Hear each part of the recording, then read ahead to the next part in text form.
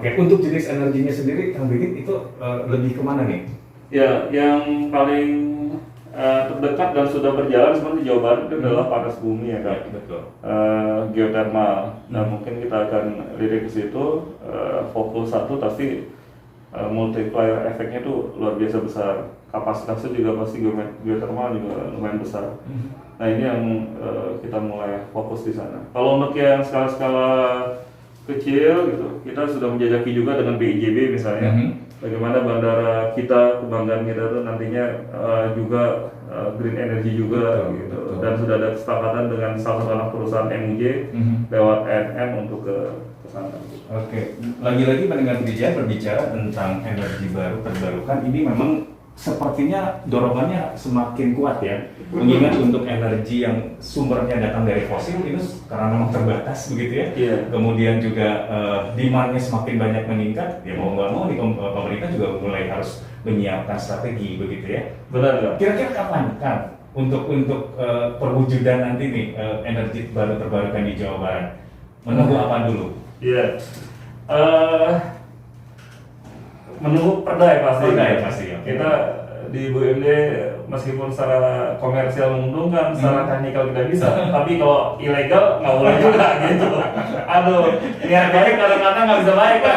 Karena kan lagi-lagi kalau berbicara tentang BUMD, ya udahlah milik pemerintah ngaguluyur we gitu. Enggak ya? Nggak, kita harus menjaga GCG juga gitu. Yang penting kan kalau sekarang kita lihat semangatnya semuanya sama nih, ke energi baru terbarukan. MUJ sendiri sebenarnya sudah memulai kan, melalui ENM, energi negeri anak perusahaan ya, masuk ke energi terbarukan. Tapi ini mulainya sifatnya hanya supporting ke PLTM, salah satu PLTMA yang sedang running, yang di Celopang. Itu kan sekarang dipegang TGR, BUMD saudara kami gitu. Karena mau fokus di spam, untuk PLTMH-nya kita coba ibaratnya pengenalan lah dengan energi baru terbarukan. Gitu. Ini juga awalnya saya kan ikut istri ini.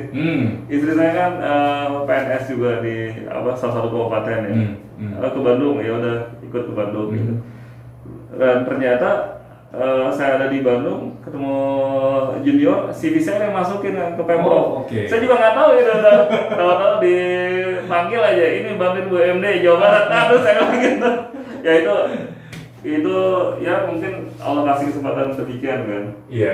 Ini sih istilahnya apa ya, rencana yang tidak direncanakan. Betul. Tapi segala sesuatu pasti ada ininya, ada maksud di balik itu semua. Yes, yakin yang terbaik yang Allah berikan itu. Jadi kalau di sekilas dari cerita yang disampaikan Kang Begin, ini Kang Begin tuh orangnya untuk mencapai sekarang nih kayaknya nggak ngotot juga ya? Enggak juga.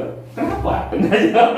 Kan ada orang yang, aduh gua harus ini nih, targetnya harus begini. Enggak juga. Ya apa namanya? Karena udah pernah pengalaman ngotot juga nggak dapat yang lain, tapi ini yang terbaik gitu. Iya. Dan ya yakin saja sih apa yang Allah kasih itu selama kita berusaha, hasilnya itu pasti yang terbaik buat kita. Oke. Tapi pernah berpikir ada di posisi seperti sekarang ini? Enggak pernah. Karena nggak target kan? Enggak pernah.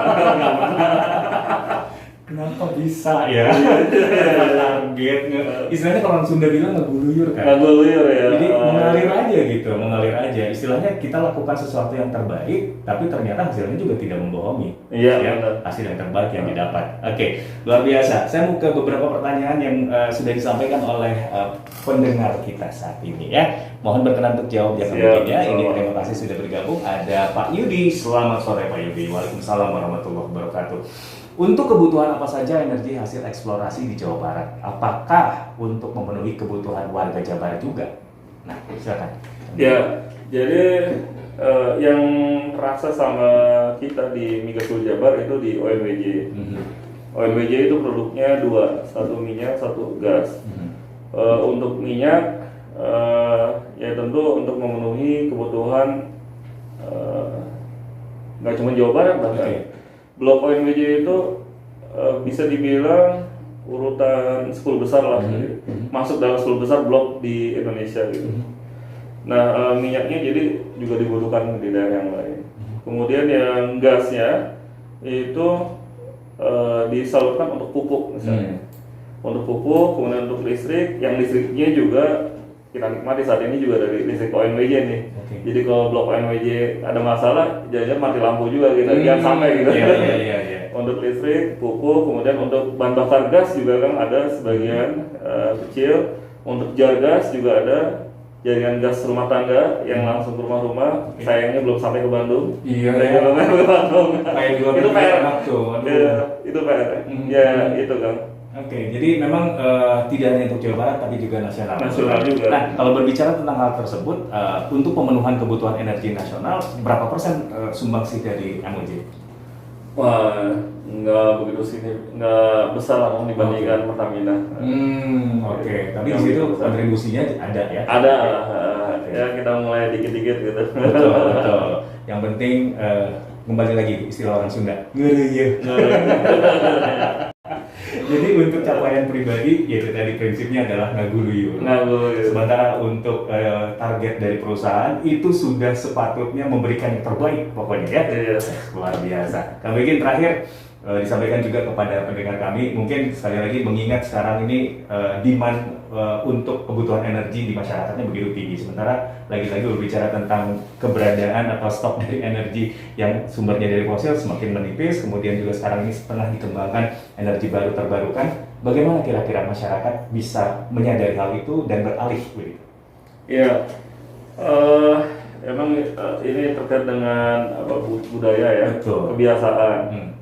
Biasa kita menggunakan, dulu juga seperti itu ketika transisi dari minyak tanah ke LPG. Yes, betul. Tapi kita yakin lah dengan presiden yang ada waktu itu, toh buktinya masyarakat bisa, gitu, bisa beralih gitu.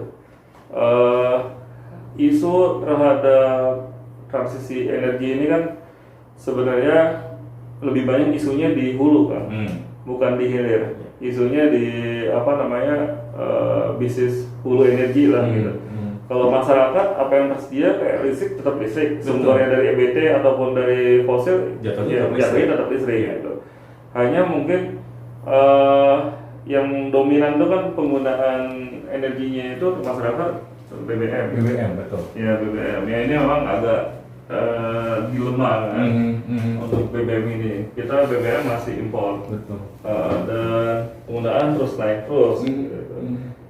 Sebagian BBM masih disubsidi gitu. Ketika dirubah ke yang non subsidi, isunya beda lagi gitu. Iya, betul. Nah,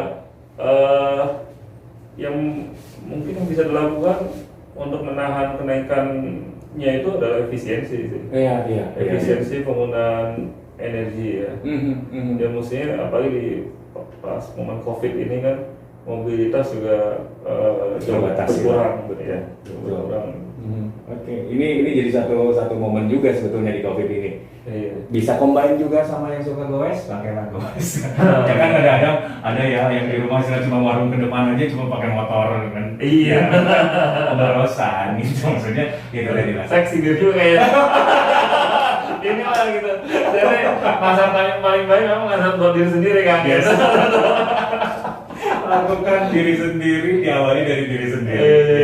Baik, terima kasih Kang Begin. Banyak cerita bersama dengan Anda hari ini, banyak inspirasi yang didapatkan. Mudah-mudahan juga pendengar juga semakin terang begitu terkait dengan energi Jawa Barat, terkait dengan PT MUJ dan juga tentang cerita hidup Anda yang itu tadi ya. Walaupun istilahnya ngaguluyur, ketika kita berlakukan sesuatu yang terbaik, apapun bisa kita dapat. Gitu ya. Baik. Kang Begin terima kasih. Sukses untuk Anda. Salam untuk saudara-saudara kita, teman-teman kita di PT MUJ. Siap. Kayaknya dengerin deh kayaknya. Dengar semua ya. Bukan dengerin suara saya, udah bosan. Dengerin suara Kang Fajar ya. Amin. Baik, terima kasih pendengar TJ yang sudah bergabung di WhatsApp kami. Mudah-mudahan tadi perbincangan bermanfaat untuk Anda. Selepas ini kami akan bergabung dengan MNC TJ Network untuk mengikuti program selanjutnya. Saya Fajar Wira Subrata dibantu oleh Edi Wahyudi dan juga tim teknik Kemal. Kami semua pamit.